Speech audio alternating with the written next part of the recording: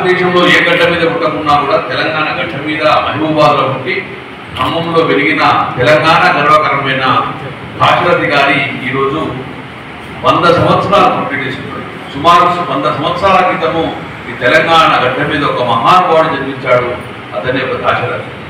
రేపు ఎల్లుండి 22వ తారీఖు అతనికి 100 సంవత్సరాలు గుర్తుంటాయి. కాబట్టి అందులో భాగంగా మొట్టమొదటిగా కరీంనగర్ అంటే కళలకు నిలయం, కరీంనగర్ అంటే కళాకారులకు నిలయం, కరీంనగర్ అంటే ఉద్యమాలకు పెట్టింది పేరు. కాబట్టి అందుకే ముందస్తుగా మనమే దాశరథి యొక్క 100 సంవత్సరాల సెలబ్రేషన్ చేసుకున్నందుకు సభాధ్యక్షులు అనిల్ గారికి మనస్ఫూర్తిగా కవి వారికి హృదయపూర్వక వారికి అభినందన తెలియజేసుకుంటూ వేగంచిన గౌరవ పెద్దలు అన్నదాబాద్ గౌరవనీయులు గిరిజా మనోహర్ బాబు గారికి, మరి మా గండ్ర లక్ష్మణరావు గారికి, మా శరత్ చంద్ర గారికి, మరియు దయచేసి అన్నదాబాద్ వేగంచిన కళా పోషకులు, కళా హృదయకులు, కళాకారులకు, అందరి కవులకు పేరు పేరు నమస్కారం.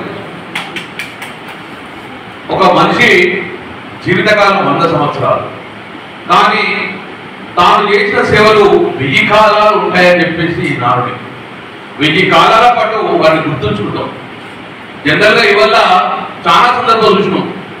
ఒక రాజకీయ నాయకుడు కానీ ఒక వ్యాపారవేత్త కానీ చనిపోయిన తర్వాత 3వ రోజు 4వ రోజు 5వ రోజు 12వ తారీఖు వరకు దాన్ని మర్చిపోతున్నాం. మనం వాస్తవంగా మర్చిపోతున్నాం. మళ్ళీ 1 సంవత్సరం తర్వాత ఆ మనిషి నాడే చనిపోయినా అనే భావన కూడా ఉంటుంది. ఎందుకంటే అలాంటి వ్యక్తులు ఉన్న ఈ సమయంలో ఒకప్పుడు ఉన్న దాశరథి ఇప్పటికీ 100 సంవత్సరాలైనా ఈ లోకం మర్చిపోతలేదు.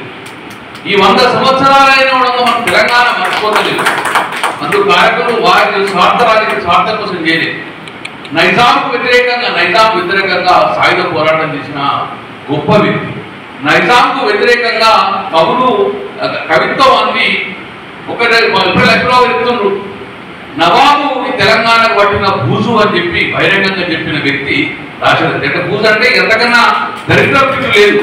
ఒక కవి బహిరంగంగా ఒక నైజాముకు వ్యతిరేకంగా నైజాము అనేటోడు తెలంగాణ పడిన బూజు అని కూడా ఆ రోజు చెప్పడం జరిగింది. ఎవరికి భయపడే వ్యక్తి కాదు. నైజాం వ్యతిరేకంగా ఉండడం వల్లే దారాలో జైల్లో వారేసిండు. తప్పించుకొని వస్తే మళ్ళీ నిజామాబాద్ అరెస్ట్ చేసిండు. ఎక్కడ వెనకాడలేదు. నా తెలంగాణ కోటి రత్నాల వీణ అని చెప్పి ఆ రోజు చెప్పింది. ఇప్పుడు కూడా మనం దాన్నే రూపకంగా మాట్లాడుకొని, దాన్నే కవితంగా మాట్లాడుకొని, దాన్నే పాట రూపంలో ఈరోజు మనం వాడుకుంటున్నాం. అంటే ఆ యొక్క స్ఫూర్తి అప్పటి దాశరథి మనం మరవలేదు. ఈరోజు దాశరథి యొక్క సేవలు కొనసాగించాలి.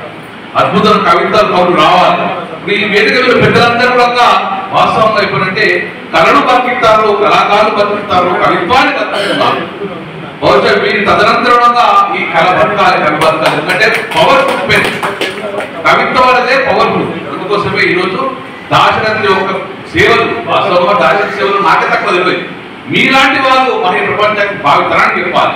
ఇద్దరు కవి తెలంగాణ ఉద్యమం కోసం పోరాటం చేసిండు, నైజాం ప్రభుత్వానికి వ్యతిరేకంగా సాయుధ పోరాటం చేశాడు. తో పాటు కవిత్వాన్ని పెట్టడంగా కేంద్రపరిచిన ఒక మహానుభావుడు ఈరోజు మనం అందరంగా 100 సంవత్సరాలు జన్మదిన సందర్భంగా మీ అందరికి శుభాకాంక్షలు. మేము లక్ష్మణరావు గారు కోరుకుంటున్నాం. మాకు అవకాశం రాలేదు. ఒకసారి అవకాశం వచ్చినప్పుడు 3 రోజులు కరీంనగర్ కళోత్సవాలు చేసుకున్నాం. ప్రతి సంవత్సరం ఒక బ్రహ్మోత్సవాలు చేసుకున్నాం. ఎందుకోసము భావి తరానికి ఈ కళలు అనేది ఉంచాలి, భావి తరానికి భక్తి అనేది ప్రచారం చేయాలి, ఉండాలి.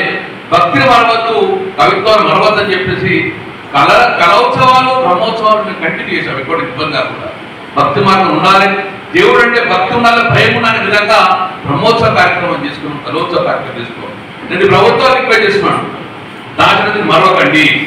దాశరథి అనేది తెలంగాణ ఆస్తి, తెలంగాణ ఆస్తి. కాబట్టి ఈ ప్రభుత్వం మరొకటి కొనసాగించండి. రేపు రాబోయే కాలంలో దాశరథి యొక్క పేరు మీద కూడా అవార్డు ఇవ్వాలి. ఎందుకో మరి మర్చిపోయింది ఈ ప్రభుత్వం. డెఫినెట్ గా ప్రభుత్వాన్ని డిమాండ్ చేస్తున్నాం.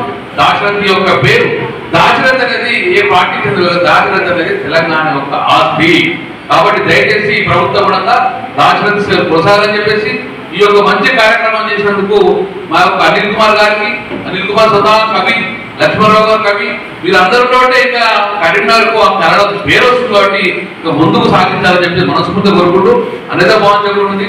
నేను కరీంనగర్ వచ్చిన ఒక ఇంపార్టెంట్ 4-5 వనాలకు వెయిట్ చేస్తూ మా మైండ్ ఇప్పటికి వచ్చింది. కాబట్టి వీళ్ళందరికీ సెలవు ఇవ్వాలని చెప్పి మనస్ఫూర్తిగా కోరుకుంటున్నాను. జై తెలంగాణ.